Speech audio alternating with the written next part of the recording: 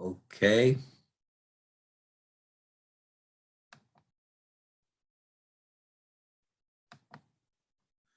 This is a lecture on the Civil War, and here's what we're going to cover: the beginning of the war, the different divisions of the states, and the death figures for the war. How the Civil War was the first modern war. That first years of the War of the East, the War in the West, the battles of the war in 1863 and 64, the way the war evolved, the assassination of Lincoln at the end of the war in 1865, and what would have happened if McClellan had been able to capture Richmond in the summer of 62? What would have happened if Lee was able to take the high ground at the Battle of Gettysburg? Those are both good questions. So, this will be a relatively long lecture, but it will be a good view of the war. Okay, so we ended with this slide last time with the war coming in 1861, Lincoln making a call for volunteers, the first Battle of Bull Run, Manassas, as being a battle that demonstrated it was going to be difficult to defeat the South. This map shows the states that were involved in the war, the states that seceded from the Union, the border states, Missouri, Kentucky, Maryland, and Delaware, and how they were going to be a big part of the war. This shows death figures for the war that the war had in it a number of deaths. This is a number that has been recognized as being perhaps too small. That the Civil War probably accounted for more like 700,000 deaths. But regardless of these figures, you can see that it was by far the most violent episode in American history and the most deaths in a war by far. Okay. The Civil War was, in a lot of ways, the first modern war. New fun ways to kill people. Oh boy. In a lot of ways, it was the first industrial war, the first war after the Industrial Revolution, between 1815, the fall of Napoleon, and 1914, the First World War. The American Civil War was the biggest war in the industrial world, and it involved the use of railroads and railroad artillery, of submarines, of balloons for observation purposes, of steel ships. If you came out of the 1860s with a wooden fleet, you really did not have a navy that could defend a country. Rifles were used as opposed to muskets that rifled the grooves of the barrel so that the bullet went further straighter, and in the hands of a marksman, increased the efficiency from 20 or 30 yards to 200 or 300 yards. It was a time of machine guns that were rolled around on railroad cars, and trench warfare became the norm by the end of the war. The medical care of the war involved hospitals that were at first used as death camps, as places where you would take people to die. The medical care, they were about 5 years shy of a germ theory of disease, but lacking that knowledge, they went from amputee to amputee without washing up and removing the blood from their hands from one patient was just dipped into another. Medical care was helped by Florence Nightingale and Clara Barton of the International and American Red Cross of making that reform so that you could hose out hospital wards and not have as many bugs in the wards themselves. The primary medical treatment for being shot by one of these mini balls was an amputation of the limb, that they went up above the wounded by the bullet and cut off the limb. This resulted in about 1/4 of the patients dying of shock, but it saved the life of the other 3/4 of amputees. 2/3 of all Civil War casualties were disease, were not battlefield wounds, but disease in the camps of dehydration, of diarrhea, of diphtheria, of all sorts of camp diseases that came to bear. It was so common for there to be diarrhea and dysentery that we gave a name for the runs to the digestive ailments of the soldiers on each side. The Tennessee trots or the Virginia quickstep was another way of referring to this problem. There was a total war in that it was the total use of all facilities against the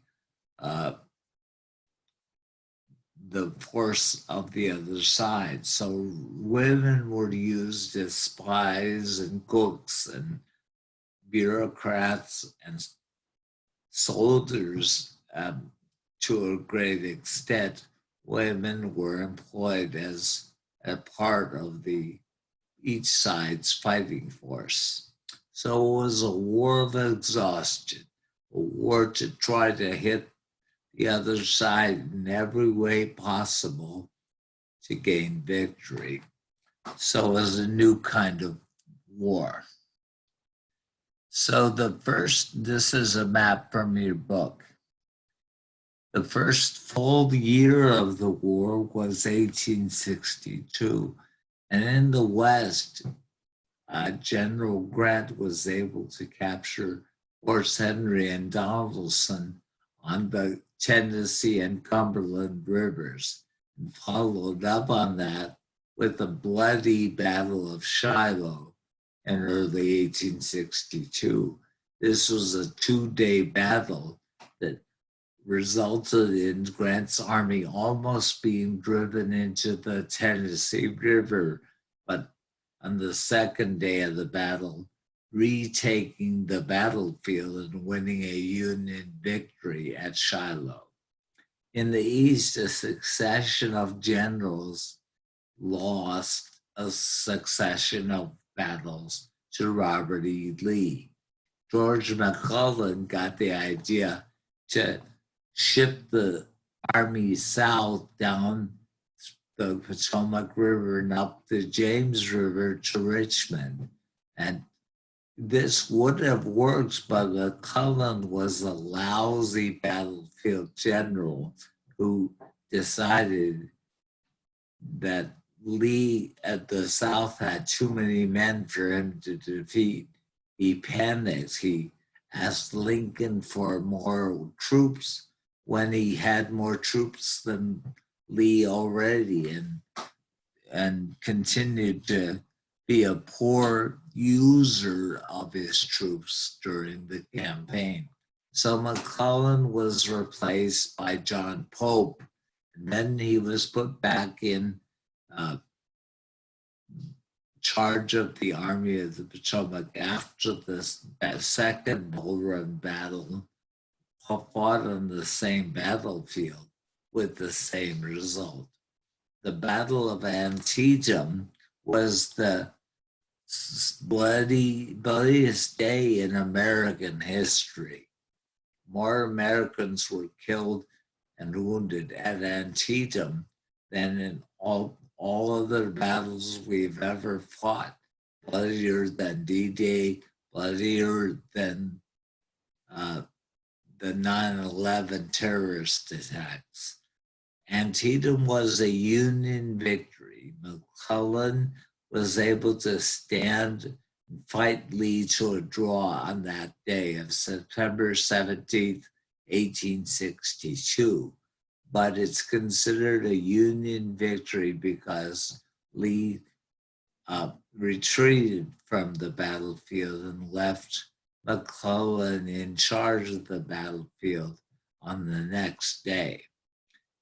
For Lincoln, this was enough of a victory that he was able to issue the preliminary Emancipation Proclamation 5 days after the Battle of Antietam, and this freed the slaves in the southern states.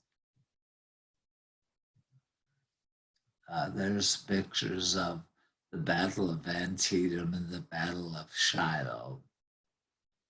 In 1863, in the West, Grant was able to take the fortified city of Vicksburg on the Mississippi River on July 4th, 1863. It was a huge Union victory. In the East, Lee defeated General Hooker at the Battle of Chancellorsville after he defeated General Burnside at the Battle of Fredericksburg. But at Gettysburg, in a 3-day battle, Lee was unable to take the high ground and lost in his second invasion of the North. In the summer, July 3rd, 1863, he was defeated at Gettysburg.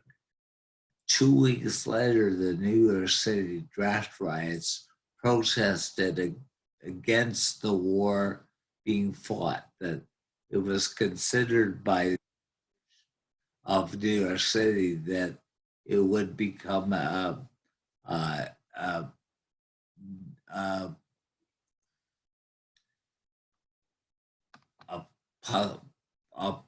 chance for the Americans to unify in against the War of 1812.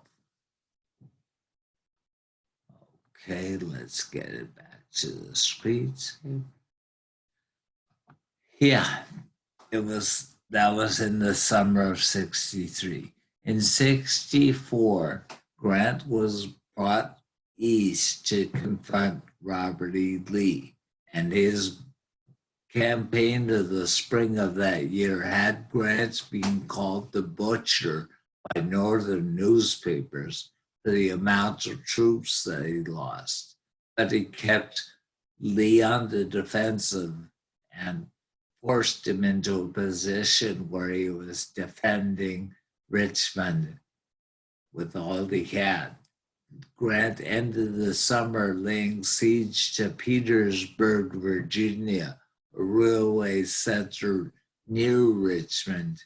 At all summer, fall, and winter, Grant bombed Petersburg to try to get him to move. Meanwhile, he sent General Sherman to Atlanta to take that. And by taking Atlanta, he ensured that Lincoln would win re-election as president during the war itself. His march to the sea ended with Georgia being decimated by Sherman's troops. They tore up railways and had Sherman neckties, these hot metal that would be wrapped around a tree, were called Sherman neckties. And the Georgia for a long time howled at how inhumane Sherman was to Georgians. But what he wanted to say to them was, don't do this again. We ought to find a way to not have you conduct this. So there you can see how the North is literally squeezing the life out of the South. And finally, in late March 1865, Grant was able to dislodge Lee from Petersburg. They burned down Richmond as they retreated and caught up with the Southern armies at Appomattox Courthouse on April 9th, 1865. So Lee surrendered to Grant at Appomattox on Palm Sunday, 1865. 3 days later, President Lincoln visited Richmond and walked the streets of Richmond, sat in Jefferson Davis's office, and the slaves of Richmond came out to touch Father Abraham, this guy that had freed them from slavery. And that was a very poignant moment, because 2 days later, on Good Friday, 1865, Grant and Lincoln and his wife attended the theater in Washington, D.C., and there John Wilkes Booth assassinated President Lincoln, hoping to avenge the South too. He thought that Lincoln was the only reason that the South wasn't allowed to go their own way. So that Lincoln's assassination marked the end of the war. Okay. Thank you very much.